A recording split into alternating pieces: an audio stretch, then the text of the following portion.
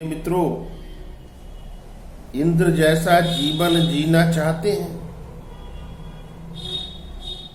सभी बड़े बड़े काम, बड़ी बड़ी चीजें आपके घर परिवार में हों और बड़े बड़े सपने सही समय पर सबके पूरे हो जाएं। यदि ये चाहते हैं तो मित्रों, देव गुरु बृहस्पति देव को इस चमत्कारिक मंत्र से आप प्रसन्न कीजिए। ये क्यों चमत्कारिक है ये भी बतलाएंगे। और जो मेरे हाथ में ये एक धागे की रील है, इसका प्रयोग जो कभी खाली जाता ही नहीं मित्रों, क्योंकि उसको स्वयं बृहस्पति देव आपको धारण करवाएंगे। कैसे ये बतलाएंगे। प्रिय मित्रों, ईशान दिशा के स्वामी, शास्त्र धर्म के गामी, हेमंत ऋतु के अधिष्ठाता और बुद्धि विवेक के दाता देव गुरु बृहस्पति देव महाराज की सदा ही जय। इनको प्रसन्न करके जो जातक रखता है उसके जीवन में किसी प्रकार के सुख भोग की कोई कमी नहीं होती और उसका परिवार कभी किसी गलत रास्तों पर नहीं चलता। ना वो स्वयं कभी भटकता है, ना उसकी संतान कभी भटकती है। क्योंकि मित्रों, जिन जातकों के बृहस्पति अशुभ फल कारक हों, जैसे कि वृष लगन, तुला लगन, मकर लगन वाले जातकों की कुंडली बृहस्पति प्राय अशुभ फल करते हैं। मार्केश का फल कर रहे हो बृहस्पति देव। इसके अतिरिक्त मित्रों, बालक के जन्म के समय नीच हो, अस्तंगत हो, वक्री हो, या फिर जन्म पत्रिका में जब बृहस्पति देव राहु, केतु, शनि या फिर शुक्र के साथ युति करके बैठे हों या इनके द्वारा पूरी तरह से दृष्टव्य हों। अष्टम भाव में बैठे हों, छठे भाव में बैठे बृहस्पति का फल भी बहुत अशुभ होता है और अष्टम भाव में बैठे बृहस्पति का फल भी अशुभ होता है। जिन कन्याओं के अष्टम भाव या छठे भाव के अंदर बृहस्पति देव बैठे होते हैं, उनके प्राय विवाह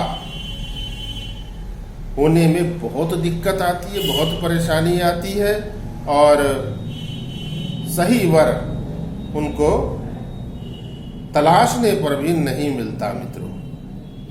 वहां बृहस्पति का उपाय कर ले यदि वो एक उपाय, उससे उनका जीवन एकदम स्वर्ग जैसा बन जाएगा। प्रिय मित्रों, बृहस्पति देव की अशुभता जिन जातकों पर है, उनका जीवन फिर ऐसे ही है जैसे कि बगैर केवटके की नाव।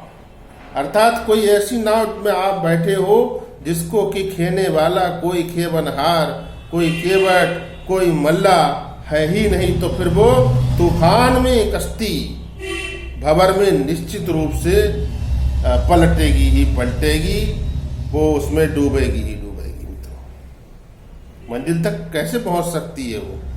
नहीं पहुंच सकती। तो जिनके भी बृहस्पति अशुभ फल कारक हो, या फिर बहुत बार ऐसा भी होता है शुभ योग कारक होते हुए भी शुभ फल प्रकट नहीं करते, उनके लिए यहाँ ये उपाय है और एक मंत्र चमत्कारिक वो भी बतला देते हैं।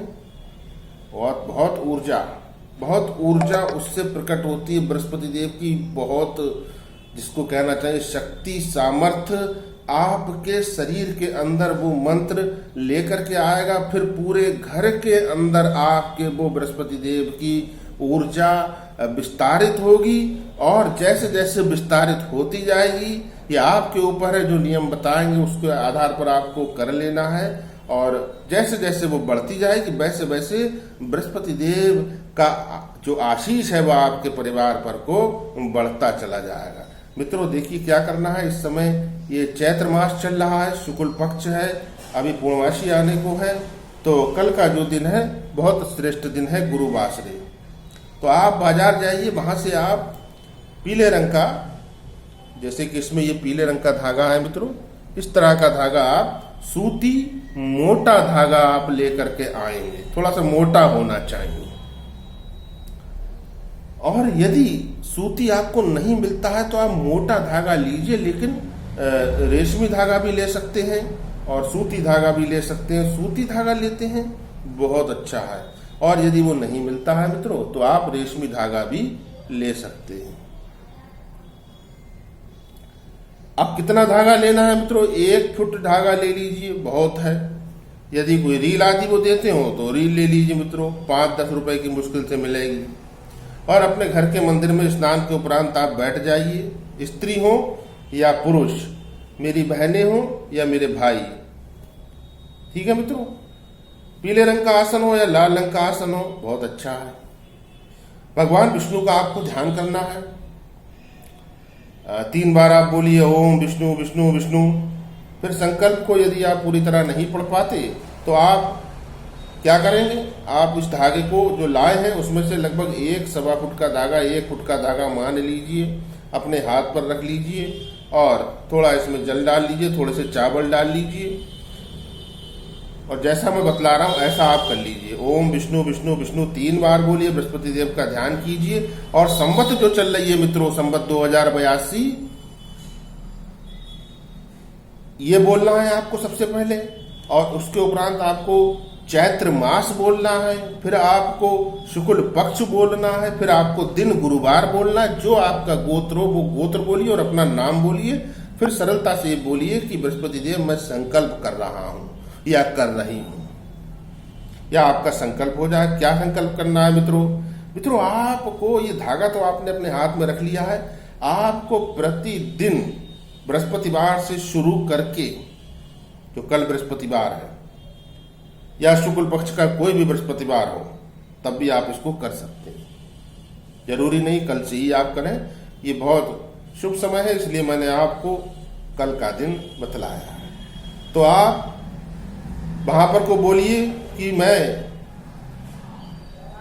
कल बृहस्पतिवार से 3 माला प्रतिदिन इस मंत्र की करूंगा या करूंगी, बृहस्पति देव को पुष्ट, उनको प्रसन्न करने के निमित्त।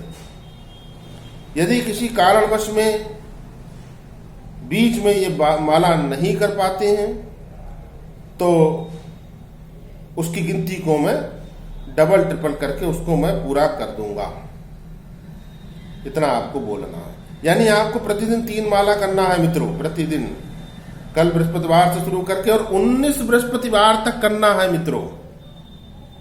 जी हाँ, ये संकल्प आप करने के बाद वो जल और वो अक्षत आदि जो है वो आप नीचे रख दीजिए, धागा अपने घर के मंदिर में को रख दीजिए उठा करके।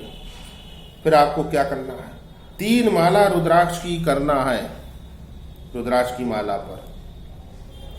मंत्र यहां आपको बतला देते हैं मित्रों।